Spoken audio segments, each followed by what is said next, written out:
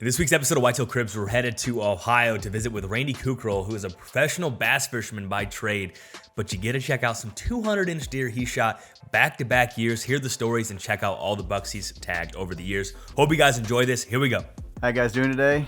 We're up here in Northeast Ohio. My name is Randy Kukral, and I'm going to show you guys my game room. This deer right here, this deer's a very special deer to me. Shot this buck back in 2004. It was my first buck. I actually shot him late season.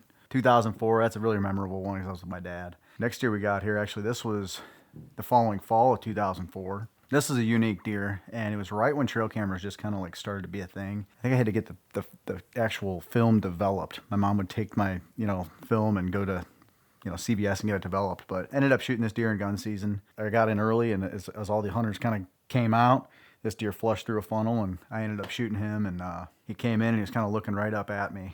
And I ended up putting it right on his chest and went up on his hind legs, fell back, and that was it. But that was a cool one. That was one of my first, hunts on my own, so it was a pretty fun one. All right, so this is a pretty cool one. I actually, I shot this one back in 2006. Big 13 point, scores almost 180 inches. It was just a cool deer. I remember I wake up like 5 o'clock in the morning, barely keep my eyes open. I stumble out to my stand, get in my stand, and I remember like dozing off in my stand, and I hear something just like crashing through. I just hear antlers like busting through brush, and this guy pops out. Ended up putting it right on him, dropped him in his tracks, and it was cool. I didn't even walk up to the deer until my dad was actually with me. So I called him like, "Dad, you aren't gonna believe this. You got to get out here. This deer's so big." I don't know. I'm just huge on that kind of like creating like special moments. So that was really awesome. And he couldn't believe his eyes. He's like, "I've never seen a deer that big," So that was a really cool, cool deer for me. This deer, another gun season deer, November 27th, 07. Awesome 11 point.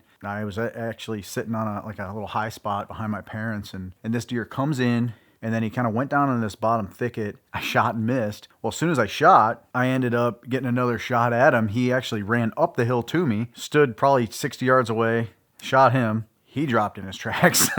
So this one was a lucky deer. I got a second chance at him, and that was awesome. This one over here, this is a 13 point. We ended up shooting him in 2008, the following season. Knowing what I know now, I wouldn't have probably shot this deer. I think that this deer had the genetics to be a total mega giant, probably only 3.5 at best. And he's basically pushing a mainframe 11 or 12. Awesome deer, archery buck.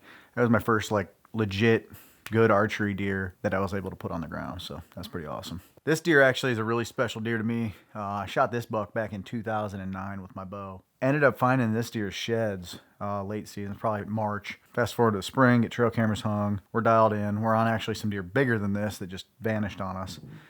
I ended up shooting this deer actually from the ground. I was trying to slide into my stand mid-afternoon, and this deer busts across the field. So I ended up being able to put a couple trees in between me, and I closed the gap to probably like 60 yards. I just got lucky. I found a little window, pulled back, and let it fly, and ended up, I hit a little bit back, so we backed out on the deer, went in the following morning. He was laying not even 20 yards from my tree stand, so it was kind of a cool story, but a lot of history there. So that was a pretty awesome deer, I think, like I said, back in 2009. After that, I got a lot of ground deer, I guess. I never really realized that until we were really going through all these, but this 9 point here, ended up having some round bales set up. And I had this deer coming in every day and didn't have much going on. Was really busy with my schedule, and he came in, shot him off the ground. So I don't know. I guess I didn't rely much on tree stands back when I was younger. Then we went into 2014. It was October 6th, foggy morning, and I ended up going out, and I'm sitting in my stand, and I pull up my bow, and I'm about to shoot a doe, and I hear something to my left, and I look down over my shoulder, and this guy's standing there, probably 35, 40 yards away. All I saw, I just saw this huge frame. Didn't even know he had a drop tine at the time. I pull back, put it on him. It's probably about a 30-yard shot. He runs out in front of me, arrow's still in him. And I could tell I made a really good shot, and he ended up crashing about, he went about 80 to 100 yards and laying right there. And it was just an awesome hunt. Never had a hunt where it was that foggy, and ended up scoring high 180s. We left from there. We were done for the season, so we started getting ready. And we went out to Texas. So we get out to Texas, and I've never really hunted out of state. We get out there, me and my buddy Jimmy, and he's going to do some filming. So he's standing there behind the camera, and we go slide into this log pile out in the middle of this big bottom. We get down in there, we hit the bag together, and we got just deer running everywhere. A lot of smaller scrub bucks and whatnot. This deer comes in about 100 yards, jumps the fence, and at that point, I've never hunted in Texas, so I'm thinking, I mean, this deer's probably 140 inches, and he comes in about 60 yards, put it on him, takes off, jumps the fence, and I know we just got our, my first like legit harvest on camera, which was cool. So we walk up to we're walking down the fence line, and we cross the fence, and I'm like, I know he's right here. And I walked up to it, but when I went and grabbed the deer, I was like, what did I just shoot? The deer ended up only being like a 100-inch deer at best, and I couldn't believe it. Well, I'm used to hunting these big Ohio deer, and if you kind of take that face and body and stretch that out to be the size of a deer like this, it's a 140 some inch deer all day. But I was a little disappointed, but it was a cool hunt. It was an awesome hunt. One I'll never forget for sure. So we ended up buying another tag. We ended up finding this guy in the 11th hour, right at the end of the day, and we were getting ready to hit the airport, and I bought a tag, so we were using it, and ended up shooting this nice 8-point. I guess for Texas, for the area we were hunting. Then the following year, I think it would have been 2015, we ended up going back, found this deer on the first night, went back in the following evening, set up on the side of this field, probably about 150, 160 yards out. Had a good spot, propped the camera up, and was able to shoot this guy on camera, which was an awesome deal. And realistically, looking at the other deer, he was one of the better deer on the farm, I think. I don't know, not much for genetics there when you're used to hunting in Ohio, but it's definitely like a special hunt. It's nice to get out of state and do things like that. This is a pretty cool buck. He's actually got something kind of funky going on his left side here. I shot this buck back in 2016 with my bow. Real foggy, damp morning, and first deer that showed up was this guy. And from his side over here, he looked like a really respectable buck. And I was like, all right. He comes out, works this little edge of this field, and kind of comes right out in front of me. Put it to him, and I walked up to him. I couldn't see any of this, and it looks like he might have just got himself bumped in velvet. And pretty cool deer. Never shot anything like that before, so I think it's pretty cool. We got a pretty cool form. I had my taxidermist do some pretty cool work on him, so that was pretty sweet. But I think 140 some inch deer, nothing crazy.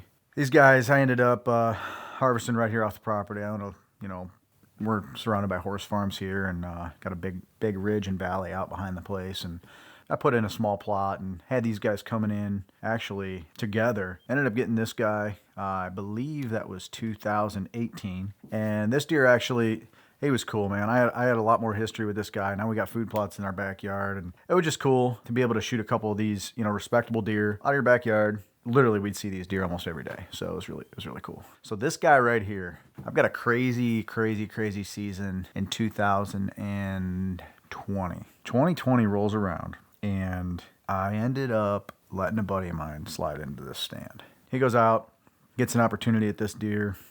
Unfortunately, the shot looked good.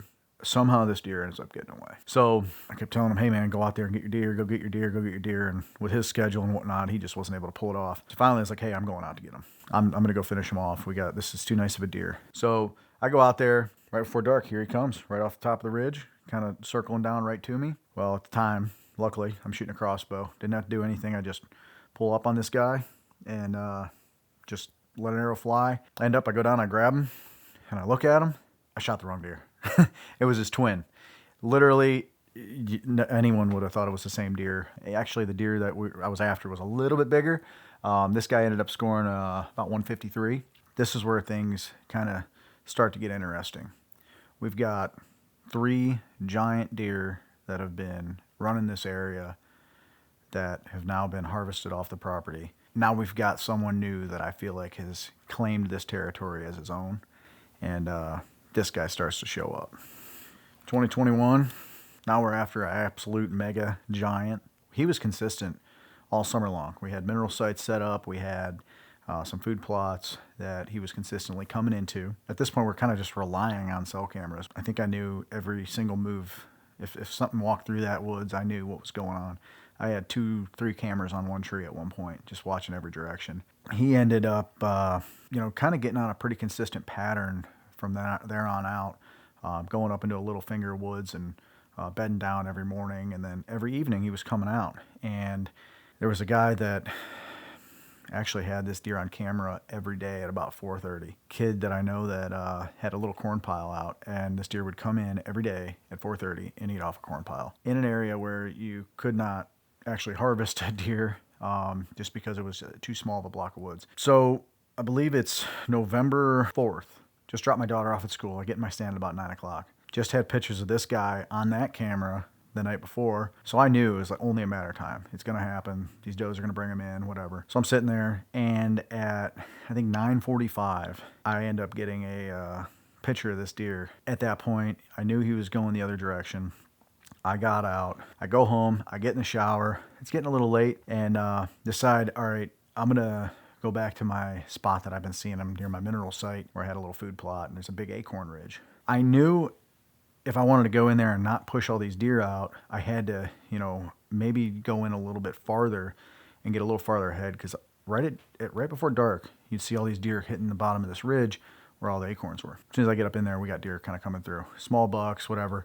I was sitting there texting my buddy, and I said, if this deer does not come past any of my cameras by, I think it was 6:15, I'm out of here. I said, I got my stand in here now. I said, I'm gonna slide out. I'm not getting stuck in this stand again all night long. 6:25, I texted him. I'm like, I'm out. Put my phone in my pocket, look up, and he's staring right at me. So there's like a big Y in this tree, and he's right in between it. Well, as soon as he puts his head between, right behind a tree, I end up reaching up to grab my bow. And then finally he starts to move. And I say, as soon as he starts to move and he puts his head down, I'm literally just gonna shoulder this thing. As soon as I shoot, he literally makes a turn, maybe goes about 20 yards, does a little back pedal, falls backwards into a big laid down tree. Ended up taking this deer down to Toby with Buckmasters, and he ended up scoring him officially 210 and 7/8. Awesome deer. He's got the splits. He's really got everything. He had, these browse are incredible. And, split G2, split G3, little flyer drop time coming off the side there. And fast forward about 3 weeks, just harvested a 210-inch deer. I'm all jacked up about it. Driving down the road, and I'm on the phone with my dad, and I look over onto this ridge. There's always deer in this area, and I go over on this ridge, and I see this, big doe working the edge of this thing, and I kind of slow down, and I look behind her, and there's a buck, and it's a giant. Now I know which deer I'm targeting for 2022. Fast forward to about 2 months ago, I hang a set, and ended up going in, and I believe within 5 sits, we had an opportunity to harvest this incredible animal. This right here is what I saw slowly, and I mean slowly, coming through the brush. The deer was about to go down this ridge and cross this creek, and I knew once he went down this steep embankment, he wasn't going to come back up. I ended up grunting at him real lightly, just a couple tending grunts, and then I bleated at him.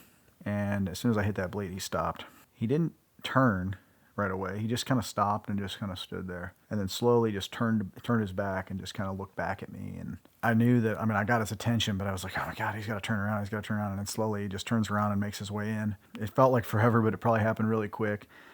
Presented me with a perfect, 25-yard shot. I was nervous. I didn't know if I got a good shot at him or not. Climbed down about 30 minutes later after I made some phone calls and texts, and went down, found my arrow, covered in blood. It was really a perfect shot. He was quartered away, and I felt like I hit a little bit back, but I did. But the angle was perfect. It came right at his shoulder, and had bubbles all over the arrow. And I went in about 2 hours later and ended up finding him and getting him out of there. But second 200-inch deer, I figured he was around 210. We ended up going and getting him scored, and he had some special characteristics about him. That he had some intermediate tines behind his brows and whatnot that they got broken off, but they were just enough to barely get scored. And the way these veins kind of shaped up, he went 232 inches right on the button. So yeah, that's it. 21, 22. There's 21. There's 22. That's 442 inches of antler right there. And we're looking forward to seeing what can happen in 2023. We've got some big ones lined up, and we're looking forward to getting out there and getting them figured out this year, and hopefully we get an opportunity at them next year. So thanks for stopping in, guys.